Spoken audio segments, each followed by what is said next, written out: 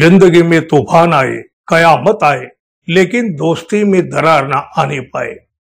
कादर खान यांचा हा गाजलेला डायलॉग. त्याचाच दाखला देत लोक मैत्रीची शपथही घेतात. तरुणांच्या ओठावर कित्येक काळ रेंगाळलेला होता कादर खान यांचा हाच डायलॉग. जिंदगी में तूफान आए कयामत आए लेकिन दोस्ती में दरार न आने पाए. कादर खान यांनी मैत्रीवर हा डायलॉग लिहिला. मैत्रीकडे पाहण्याची त्यांची नजर या संवादातून दिसते. जो माणूस मैत्रीवर असा संवाद लिहितो तो आपल्या मित्राशी किती प्रामाणिक असेल, त्यांनी आपली मैत्री कशी निभावली असेल याचा अंदाज त्यांच्या एका वाक्यातून सहजपणे येऊन जातो. अमिताभ बच्चन आणि कादर खान यांच्यात अशीच एक मैत्री होती, प्रामाणिक, जीवाभावाची. त्यांच्यात असलेल्या घट्ट मैत्रीची चर्चा सुद्धा व्हायची. 1970 साली चित्रपट सृष्टीत पदार्पण केल्यानंतर कादर खान यांची अमिताभ बच्चन यांच्याशी मैत्री झाली.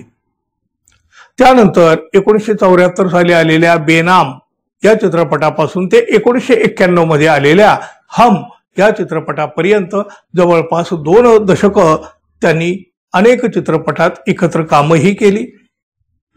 कादर खान यांनी या चित्रपटासाठी संवाद लेखन केलं आणि अनेक चित्रपटामध्ये अमिताभ यांच्यासोबत भूमिका सुद्धा साकारल्या. परंतु एक प्रसंग त्यांच्या मैत्रीमध्ये दुरावा निर्माण करणारा ठरला. एक प्रसंग, एक शब्द आणि 2 जिवलग मित्रांमध्ये कायमचा दुरावा. कादर खान यांना याचं प्रचंड दुःख झालं. ते त्यांनी अखेरपर्यंत आपल्या काळजामध्ये जपून सुद्धा ठेवलं. आपल्या अनेक मुलाखतीमधून कादर खान यांनी मनावर झालेली ही जखम उघडी केली, पुन्हा पुन्हा उघडी केली. कादर खान यांनी सांगितलं, पंतप्रधान इंदिरा गांधी यांची हत्या झाली त्यानंतर राजीव गांधी यांनी अमिताभ बच्चन यांना राजकारणात येण्याबाबत विचारलं. त्यानंतर अमिताभ बच्चन यांनी निवडणूक लढवली, ते खासदार झाले. परंतु नंतर जेव्हा ते पुन्हा चित्रपट सृष्टीमध्ये परत आले तेव्हा त्यांचं वागणं पूर्णपणे बदललेलं होतं. त्यानंतरचा एक प्रसंगही कादर खान यांनी सांगितला.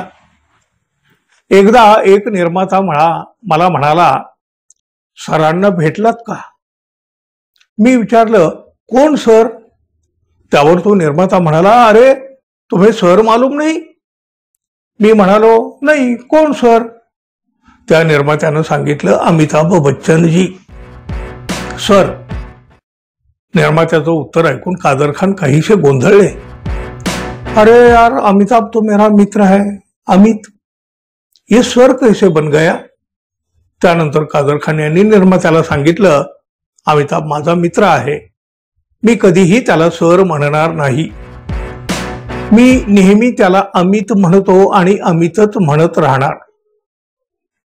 हे ऐकून निर्माताही आश्चर्यचकित झाला.